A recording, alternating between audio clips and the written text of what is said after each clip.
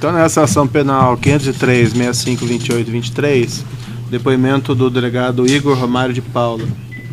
Senhor Igor, o senhor foi arrolado como testemunha nesse processo. Na condição de testemunha, o senhor tem um compromisso com a justiça em dizer a verdade e responder as perguntas que lhe forem feitas, certo? Perfeito. Eu vou advertir o senhor, por força de lei, que se o senhor faltar com a verdade, o senhor fica sujeito a um processo, certo? Perfeito. O delegado foi arrolado pela defesa de César Ramos Rocha e houve a desistência, é isso mesmo? Isso, excelência. Certo. Alguma defesa tem interesse em ouvir a testemunha? Nessas condições... Oi? Eu tenho interesse. Excelência, Tá. pela ordem de excelência, como a outiva da testemunha foi mantida por esse juiz, o Ministério Federal, a defesa entende que a ordem de pergunta se altera também. Então, o Ministério Federal deve começar perguntando o juízo, se for o caso, a defesa... Antes disso, doutor Alexandre, por favor, na verdade... Só tem que ser no microfone, não adianta ficarem falando e não falar no microfone. Na verdade, o artigo 401, parágrafo 2º, diz que quem arrolou a testemunha pode dela desistir, com exceção do artigo 209, que diz que se o juiz entender que deve ouvi-la como testemunha do juízo, a ouvirá. Essa é a única hipótese. Então, se o senhor vai ouvi-la como testemunha do juízo, me parece, se for atender o que diz o Código de Processo Penal. Certo. A prática forense tem sido sempre aí de exigir a concordância das demais partes para desistência, porque a testemunha arrolada se torna a testemunha do processo. De todo modo, adotando aí uma interpretação então mais benéfica à defesa, eu vou seguir então a sugestão e vou abrir a palavra aqui ao Ministério Público para perguntas, depois para as defesas. Ao Ministério Público, então. Vossa Excelência não tem perguntas, porque as perguntas de Vossa Excelência seriam as primeiras. Não, o juiz acho que pergunta por último, né? Se a testemunha é do juiz, o juiz perguntaria Certo. Primeiro, né? Se nós formos reescrever o processo, daí o juiz pergunta primeiro para a testemunha, mas como o processo diz outra coisa, então vai ser por último, certo? É o que está lá expresso no Código de Processo Penal. Em qual artigo, Excelência? Desculpe. Doutora, enquanto o Ministério Público verifica, eu olho aqui e digo para... Não, é só porque testemunha do juízo, me parece que o artigo Não, doutora, 219 é claro, seria que diz aqui, a olha. ordem, mas enfim.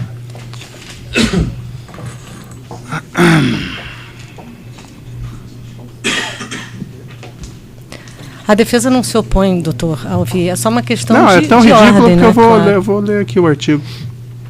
Não, porque assim a gente aprende, inclusive. Sim, ótimo.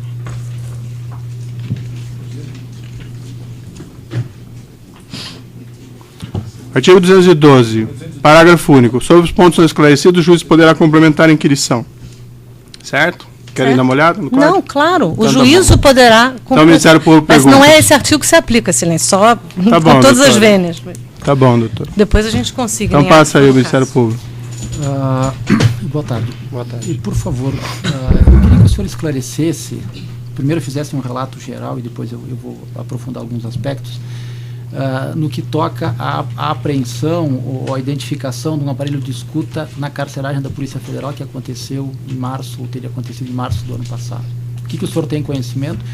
Aliás, até me reformulando, primeiro ele perguntar se partiu do senhor ou de alguma autoridade da delegacia, da superintendência aqui do Paraná, uma ordem nesse sentido da instalação do equipamento, se aconteceu essa ordem, em que circunstâncias, o motivo e qual a razão dela. Bem, iniciando, essa ordem não existiu por nenhuma das autoridades envolvidas na investigação Lava Jato e nem da Superintendência da Polícia Federal. Até aquele momento, no momento em que ela foi encontrada, nós desconhecíamos que existia esse tipo de aparelho instalado no forro da custódia. Salvo engano, dia 30, numa data específica, a gente já tinha vinha fazendo várias revistas na custódia para localizar itens não autorizados, e por uma informação da possibilidade de haver um telefone lá dentro, foi feita uma revista na custódia e encontrado, salvo engano, nos pertences do réu Alberto Youssef, uma das partes de um equipamento de escuta ambiental. Até aquele momento, nenhum de nós tinha experiência com esse tipo de equipamento, não sabíamos nem que o equipamento seria da polícia, o que foi confirmado logo na sequência, um equipamento tombado, enfim, pertencente ao núcleo de inteligência. Isso foi no final da tarde, por volta de umas 5 horas da tarde, nós retiramos o equipamento, fizemos a revista completa. Na sequência, por volta de 19 horas, nós tomamos conhecimento aí através do processo eletrônico, numa petição da defesa de Alberto Youssef, de que aquele equipamento já tinha sido encontrado 10 dias antes, salvo engano. E, enfim, e se preparava uma petição, alguma coisa para relatar aquilo, mas que ele tinha sido encontrado 10 dias antes. O equipamento foi retirado, a administração da superintendência foi comunicada do evento, foi instaurada uma sindicância para apuração, foram ouvidos os presos na ocasião. Naquele momento, alguns dos presos indicavam um dos policiais atuantes na Lava Jato como responsável pela colocação do equipamento na tarde da prisão, no dia 17 de março, o que era impossível, porque o policial estava em Santa Catarina cumprindo um dos mandados, só voltou no final do dia. Enfim, a sindicância foi feita, o equipamento apreendido, e a sindicância concluída. Naquele momento, a sindicância tinha um foco, ela não foi conduzida por mim, óbvio, mas ela foi conduzida por um dos delegados da superintendência e concluiu que aquele equipamento não tinha condição de uso. Não foi feita perícia nele, mas se solicitou naquele momento uma informação técnica do policial que, além de ser a pessoa que mais detinha conhecimento do equipamento, era quem detinha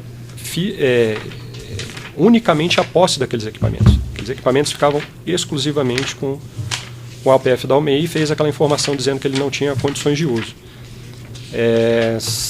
Não me recordo se no dia seguinte ou 2 dias depois, nós voltamos à carceragem. Aí eu voltei junto com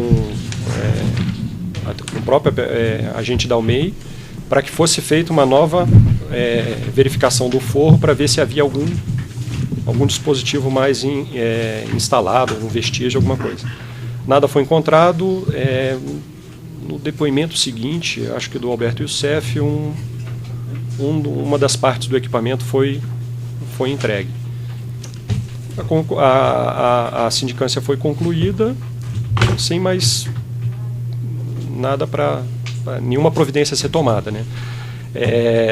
Dentro da sindicância foi anexado alguns documentos sugerindo que aquele equipamento estivesse lá desde 2008, se não me engano, quando o preso Fernando Antônio da Costa, acho, Bernamar, ficou preso, esse equipamento estaria lá. Enfim, essas informações partiram das pessoas, informações que foram trazidas para a sindicância, dentre elas pelo próprio agente da Almei.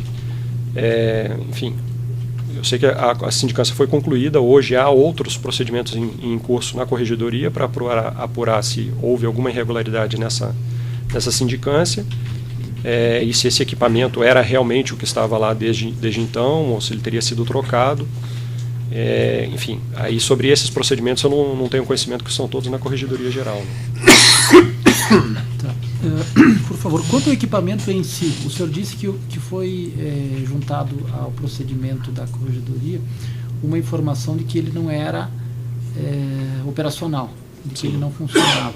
Sabe dizer recorda das razões desse não funcionamento do equipamento? Se ele... Não me recordo. Eu sei que assim, uma das partes estava com o Alberto Youssef, uma das partes foi entregue por ele depois, um pedaço, salvo engano, um microfone.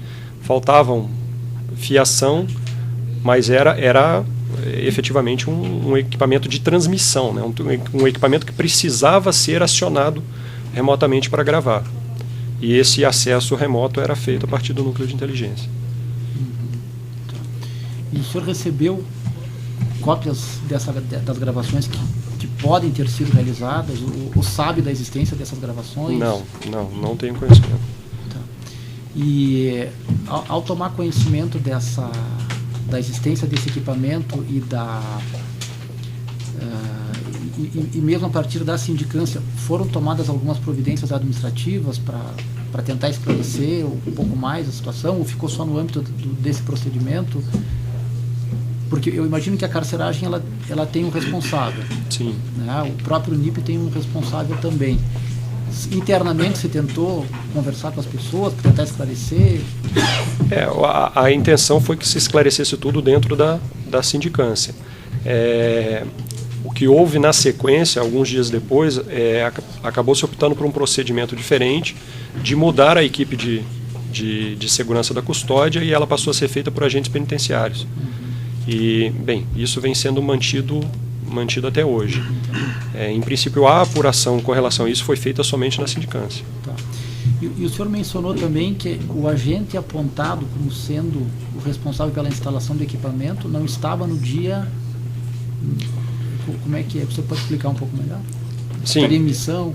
Quando, na sequência dos primeiros depoimentos que foram feitos, até antes da instauração da sindicância, já de imediato, com a localização do equipamento, apontaram o APF Prado como sendo o responsável de quem teria... Alguns presos teriam visto ele entrar na custódia, subir no forro, instalar o equipamento, na tarde em que teria sido deflagrada a operação, no dia 17 de março. Só que o APF Prado estava participando da operação, cumprindo mandados em Santa Catarina. E chegou em Curitiba no começo da noite, não me lembro o horário exato. E, enfim, no primeiro momento se apontava o APF Prado como responsável por instalar. E na sindicância, a sindicância foi nesse sentido, e ficou claro que isso não teria acontecido. Certo, tá. E em relação ao local a cela em que esse equipamento estaria ou teria sido instalado, o senhor sabe me dizer qual é o número dessa cela? O equipamento teria sido instalado na cela 5. Sim. Aqui até cabe um esclarecimento. Essa cela 5 é apontada como a cela que teria sido preparada para receber Alberto Youssef.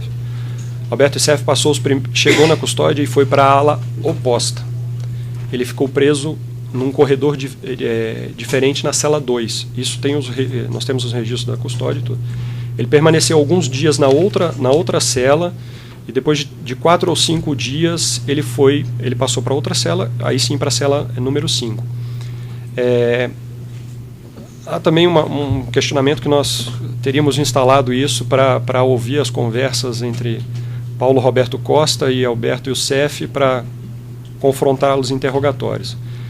Bem, Paulo Roberto Costa e Alberto Youssef, nos vários meses iniciais da operação, nunca estiveram presos na mesma cela. Outra coisa, não foram ouvidos em sede policial. Ou melhor, o Alberto Youssef foi ouvido em sede policial e se manteve em silêncio. O único depoimento que ele prestou foi com relação à ocorrência da custódia. Paulo Roberto Costa foi ouvido no Rio de Janeiro. Ambos só voltaram a ser ouvidos na Superintendência no Paraná quando fecharam um acordo de colaboração.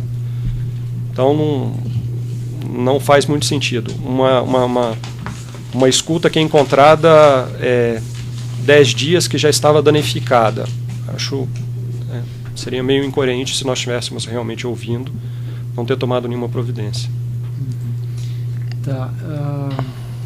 Posteriormente, até me perdoe se isso está fora das suas atribuições, mas posteriormente, agora mais recentemente, quando esse fato foi novamente trazido a lume, principalmente por conta do depoimento na CPI, foi instaurado um novo procedimento, né? E nesse procedimento foi apreendido o computador para análise e tentar a recuperação dessas informações. O senhor sabe que equipamentos foram apreendidos, se é que essa informação o senhor tem conhecimento? Eu posso me equivocar, mas eu acho que sim. Quando houve a questão que gerou o afastamento dele e de outros 2 servidores da investigação, foi feito um pedido pelo superintendente para que primeiro pela chefe do núcleo de inteligência, para que ele não tivesse mais acesso, já que ele estava fazendo várias acusações, inclusive a integrantes do núcleo de inteligência.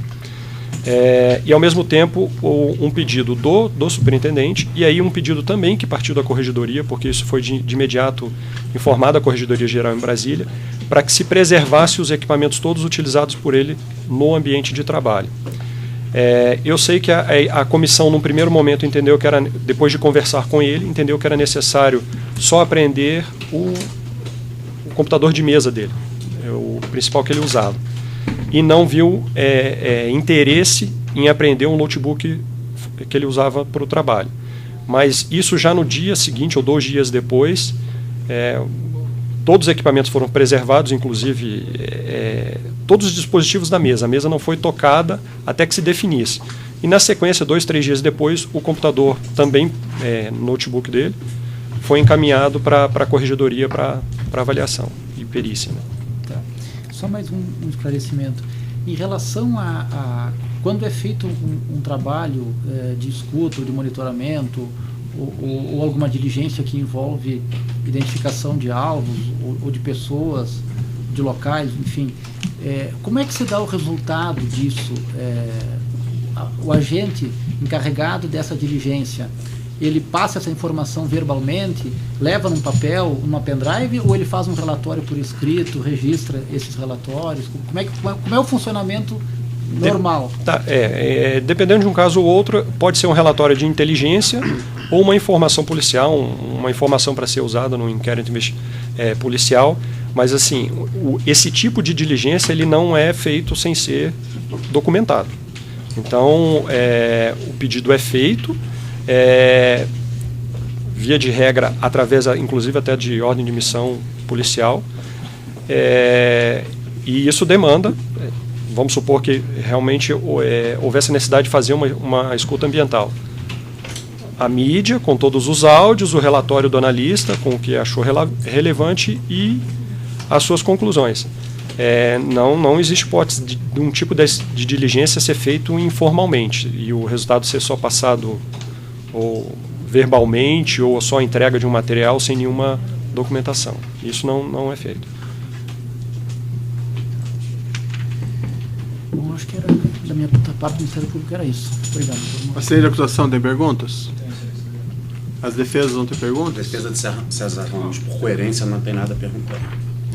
A defesa dos demais não tem perguntas? Não? Então o juiz também não tem indagações nesse caso. Então eu declaro encerrado o depoimento do delegado Igor Romário. Pode interromper.